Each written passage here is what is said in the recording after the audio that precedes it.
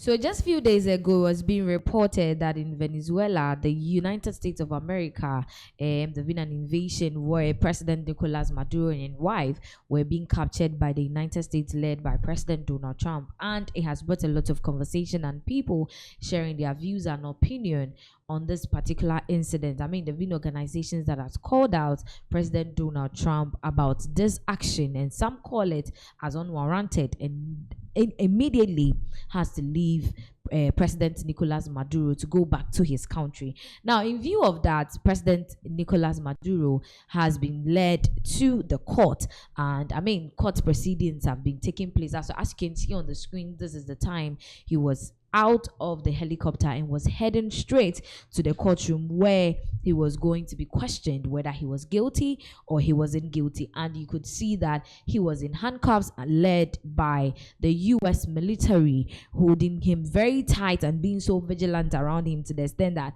one would think that this is the end for President Nicolas Maduro, who was the president of Venezuela. So as we can see, he wasn't really, having that freedom he used to have again. Now, let's take a quick glance at this video. So as we can see the movement and everything. Now, in the courtroom, a lot of things happened, a lot of things unfolded, a lot of questions and answering took place in the courtroom. And as I spoke to you, or as I'm speaking to you, President Nicolas Maduro presented himself to be innocent of all crimes leveled against him and all charges peddled against him. He says that he's not guilty to the drug and weapon charges that has been leveled against him. And a lot of people, or President Donald Trump, who happens to be the leader of this oppression, also claims that this man is guilty. Now let's look at this video. When we come back, we'll continue.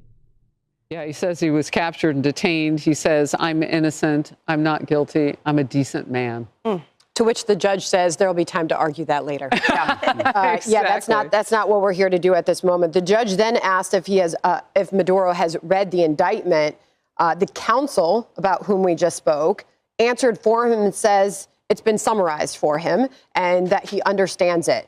Maduro then waived the public reading of the charges, says he will read them himself. The judge did then read him his rights. He acknowledged his counsel, Mr. Pollack. Then the judge read essentially his Miranda, and then Maduro said he did not know of these rights, but that he is now informed. And then Maduro went on to plead not guilty. Wow. He says, I am still president of my country. Right.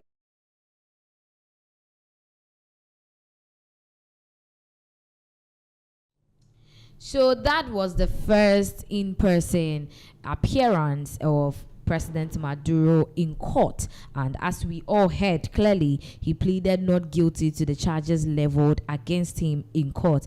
Now, all these are happening in the United States, and one will be questioning what is exactly happening in Venezuela, to be precise. And as I speak to you, Delcy Rodriguez, who happens to be the former vice president of Venezuela, has now been sworn in as the new president of Venezuela. And this has also caused a lot of people to share their views and opinion. Let's take a very quick view at how it all unfolded.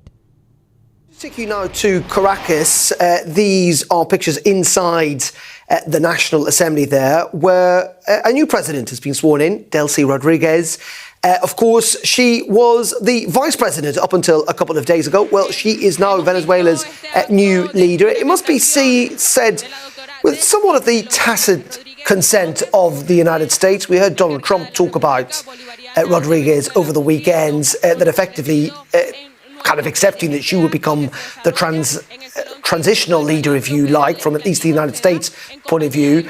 We've also heard kind of different statements, if you like, from Delcy Rodriguez in recent days. Some of them attacking the United States action, wanting to see Nicolas Maduro return back to Caracas. A little bit of a change of tone, though, in the last 12 to 24 hours or so. Seemingly more of a willingness to work with the United States. But those are the latest pictures now, where Delcy Rodriguez has been sworn in now as Venezuela's new leader in front of members of that National Assembly and clearly members of the military too. diputado Nicolás Hernández. So the video we just watched is the former Vice President Delcy Rodriguez being sworn in as the current president of Venezuela. In view of this, China has spoken. I mean, yesterday we brought an update of what the AU was also saying about this whole incident. And today, in a UN Security Council summit that was held, China has slammed the USA over their action of taking over Venezuela President Nicolas Maduro. And this is what they had to say about the whole incident, condemning the act that President Donald Trump led, and have called for the immediate release of President Nicolas Maduro. Now, let's go and take a quick glance and a quick view of how this information was descended to President Donald Trump in the meeting. Russian Federation, and now give the floor to the representative of China. President, China supports the Security Council holding an emergency meeting regarding the United States military strikes on Venezuela. And thanks USG DiCarlo for reading out the briefing of the Secretary General Guterres. I have listened carefully to the statements of the briefers, and we welcome to this meeting the permanent representative of Venezuela and representatives of other countries. On January the 3rd, the United States blatantly launched large-scale military strikes against Venezuela, forcibly seized Venezuelan President Nicolas Maduro and his wife, and took them out of the country. It claimed that it will run Venezuela and even didn't rule out launching a second round of military operations on an even larger scale. China is deeply shocked by and strongly condemns the unilateral, illegal, and bullying acts of the U.S. For some time now, the international community has repeatedly expressed grave concern over the U.S. sanctions, blockade, and threats of force against Venezuela. The Council convened 2 emergency meetings, during which Secretary General Guterres, many Council members, and countries in the region and beyond unanimously called for abiding by the UN Charter and the international law, maintaining calm and restraint, resolving disputes peacefully, de-escalating tensions, and safeguarding regional stability. However, as a permanent member of the Council, the U.S. has disregarded the grave concerns of the international community, wantonly trampled upon Venezuela's sovereignty, security, and legitimate rights and interests, and seriously violated the principles of sovereign equality, non-interference in internal affairs, peaceful settlement of international disputes, and the prohibition of the use of force in international relations. These principles constitute the fundamental tenets of the UN Charter and form the cornerstone of maintaining international peace and security.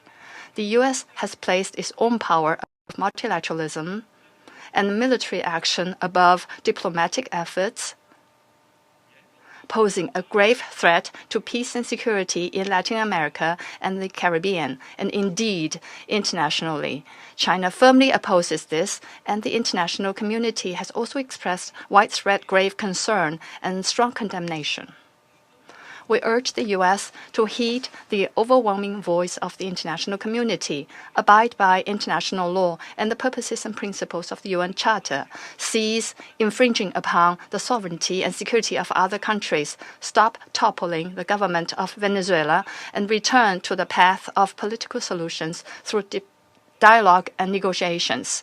We call on the U.S. to ensure the personal safety of President Maduro and his wife and to release them at once. We support the Council in fulfilling its primary responsibility to maintain international peace and security, and we support all efforts by the UN Secretary General, regional countries, and organizations that contribute to promoting dialogue and de-escalating the situation. President, the lessons of history are a stark warning. Military means are not the solution to problems, and the indiscriminate use of force will only lead to greater crisis. The U.S. bypassed the Council to launch military operations against Iraq, blatantly attacked Iran's nuclear facilities, and imposed economic sanctions, military strikes, and even armed occupations on multiple countries in Latin America and the Caribbean. These actions have caused persistent conflict, instability, and immense suffering for the ordinary people. Did these actions bring peace and stability? Did they bring development and prosperity? The international community sees this clearly. Venezuela is an independent sovereign state with every right to defend its sovereignty and national dignity. Countries in Latin America and the Caribbean are important forces in maintaining world peace and stability and promoting global development and prosperity, and they have every right to independently choose their development paths and partners. No country can act as the world's police, nor can any state presume to be the international judge. China firmly supports the government and people of Venezuela in safeguarding their sovereignty, security, and legitimate rights and interests. We firmly support the regional countries in upholding the status of Latin America and the Caribbean as a zone of peace. We demand that the United States change its course, cease its bullying and coercive practices, and develop relations and cooperation with regional countries on the basis of mutual respect, equality, and non-interference in international affairs. China stands ready to work with the regional countries and the international community to strengthen solidarity and cooperation, uphold fairness and justice, and jointly support peace and stability in Latin America and the Caribbean. I thank you, President. I thank the